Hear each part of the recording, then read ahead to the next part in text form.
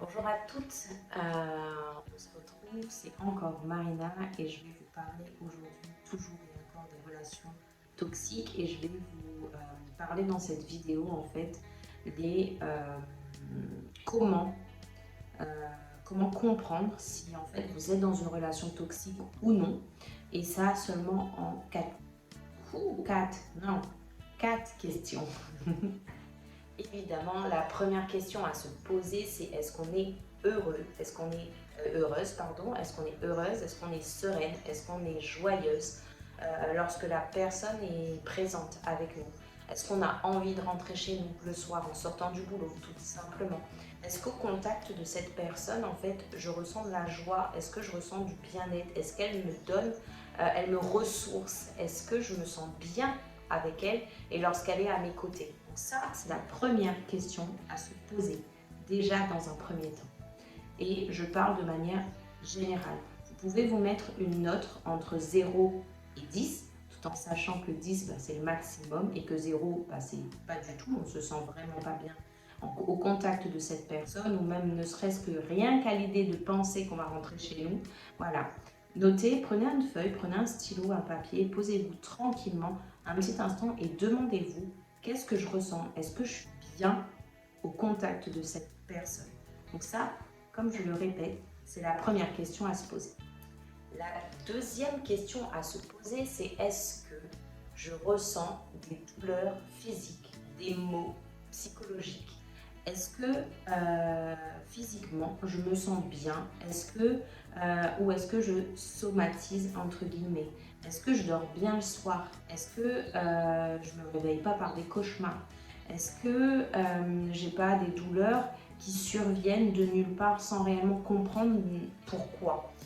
Euh, Est-ce que j'ai des maux de dos, des maux de tête, des maux d'estomac ou encore gastrique au niveau des intestins? Est-ce que je suis plutôt d'humeur contractée ou au contraire complètement relâchée et apaisée? Est-ce que... donc voilà, ces petits mots-là, c'est la deuxième question à se poser. Comment est-ce que je me sens dans mon corps? Est-ce que je suis bien dans mon corps physique avec moi-même? Et est-ce que, si ce n'est pas le cas, est-ce que ces douleurs sont récentes? Est-ce qu'elles surviennent petit à petit? Est-ce que c'est par phase? Ou est-ce qu'elles s'installent progressivement? Donc voilà, ça c'est la deuxième question à se poser.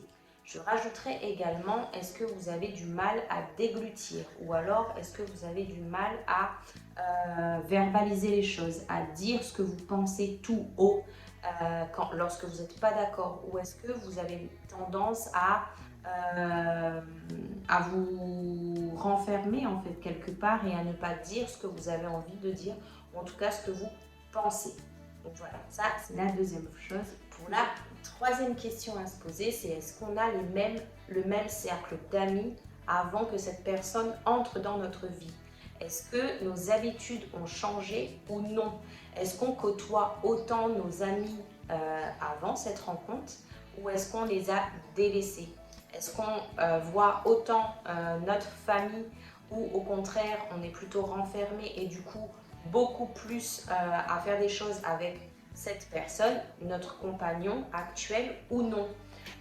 Ça, c'est aussi un élément et une question à se poser. Et est-ce que cette situation, si la situation est que effectivement vous voyez moins vos amis, quelquefois c'est normal parce que comment dirais-je, nos emplois du temps ne concordent pas ou ce genre de choses, mais là je pars dans l'extrême, c'est-à-dire est-ce que on s'est retiré de son cercle d'amis ou au contraire on continue à les voir de temps en temps, peut-être moins souvent, mais on arrive à se parler quasiment une à deux, trois fois par semaine ou ce genre de choses. Maintenant, on a les réseaux sociaux, etc. Donc, pour rester en contact ou pas du tout, ou alors ça a nettement diminué. Est-ce que si on a envie, une amie nous dit allons manger au resto ou allons faire une activité, est-ce qu'on aura envie d'y aller ou au contraire on a envie de rester avec cette personne à côté de nous, notre compagnon à l'heure actuelle? Donc ça, c'est la troisième question à se demander. est-ce que notre entourage a changé? Est-ce qu'on a une vie sociale équivalente à celle qu'on avait avant? Donc ça aussi, c'est une question à se poser. Maintenant, quatrième question et la dernière à se demander, c'est est-ce que on a le cerveau qui bouillonne en permanence? Est-ce qu'on est en constante en train de toujours se demander est-ce qu'il est en train de nous dire la vérité? Est-ce il y a un truc qui cloche? Il y a une incohérence dans ses propos? Il y a quelque chose qui nous fait tilt, ou une petite voix à l'intérieur de nous qui nous dit qu'il y a un truc qui cloche? Est-ce qu'on tombe comme par hasard sur des vidéos qui parlent du coup des relations toxiques, des pervers narcissiques, des manipulateurs, etc. Ou alors est-ce que on a entendu ça avec une amie, ou voilà, c'est des termes qui nous parlent tout d'un coup, là, qui viennent de nulle part et qu'on commence à s'intéresser. On voit des similitudes, on commence à se poser des questions, à faire des recherches sur le sujet, etc. Ça, c'est aussi un signe un petit peu de l'univers qui nous dit on peut aussi regarder sur cette voie-là. Je le rappelle, quand je parle de relations perverses, ce n'est pas forcément avec une personne perverse, mais vraiment la relation, donc le lien entre deux personnes.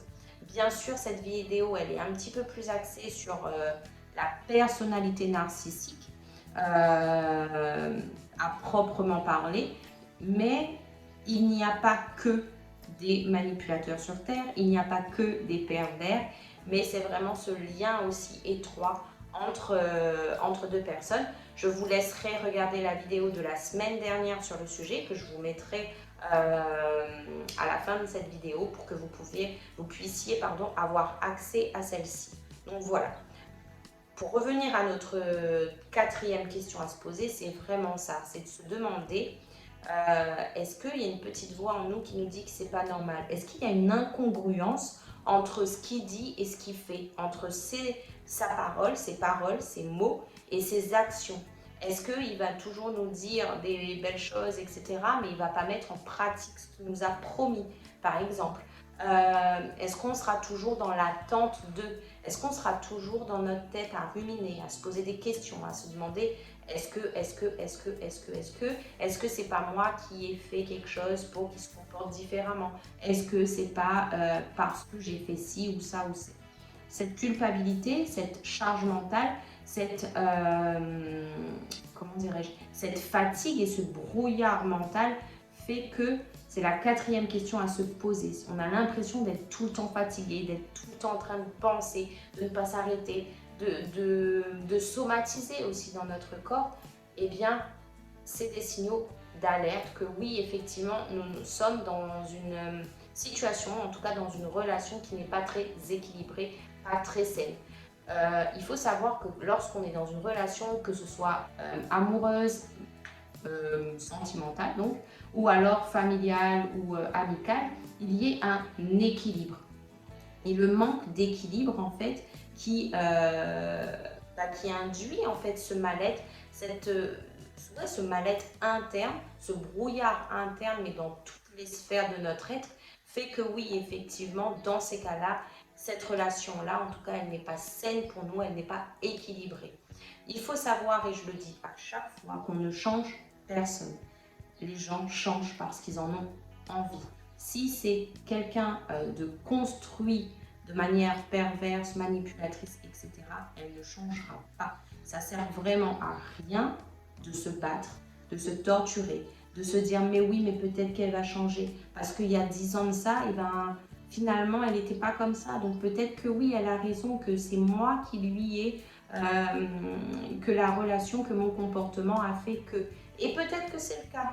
Pas de souci. Pour le coup, maintenant, en fait, votre devoir à vous, lorsque ces petites questions commencent à embrayer, que vous regardez des vidéos comme la mienne ou comme celle de Randa, etc., si c'est des sujets qui vous parlent, dites-vous qu'il y a quelque chose à creuser, qu'elle n'est pas arrivée, cette vidéo par hasard, sur votre plan, comme ça, tout d'un coup, sur votre filtre YouTube ou autre. Donc, il y a quelque chose à creuser. Vraiment, vraiment, vraiment. Votre devoir à vous, c'est lorsque cette petite voix ou ces petits doutes arrivent, en fait, c'est de passer à l'action. C'est de mettre des comportements en place pour pouvoir y remédier. Donc voilà. Donc c'était vraiment, j'avais envie de faire une vidéo très courte, juste pour vous donner ces 4 petites questions, de vous demander en fait, est-ce que je vais bien? Est-ce que je suis heureuse en fait? Parce que la relation en elle-même, lorsqu'elle est équilibrée, c'est qu'on est bien avec nous déjà, on est heureuse, et que l'autre, ben, c'est un petit peu la cerise sur le gâteau. C'est la personne qui va nous tirer vers le haut, et comme nous, on va la tirer vers le haut. Si on sent qu'il y a un déséquilibre, que c'est toujours vous qui donnez plus que vous n'en recevez, etc. Donc non, ce n'est pas une relation équilibrée, je le répéterai jamais assez. Donc voilà, j'espère que cette vidéo vous aura plu, vous aura surtout aidé à déceler si votre relation, en tout cas avec votre compagnon, elle est équilibrée ou non. Et si c'est le cas, si la vidéo vous a parlé, si vous avez des personnes, des femmes dans votre entourage qui se questionnent sur le sujet, etc., n'hésitez pas à partager la vidéo, à mettre des likes si c'est quelque chose qui vous parle et qui vous a aidé encore une fois. N'hésitez pas non plus à vous abonner à la chaîne, à mettre, à coucher la petite cloche pour avoir les nouvelles vidéos qui apparaissent et de partager au maximum.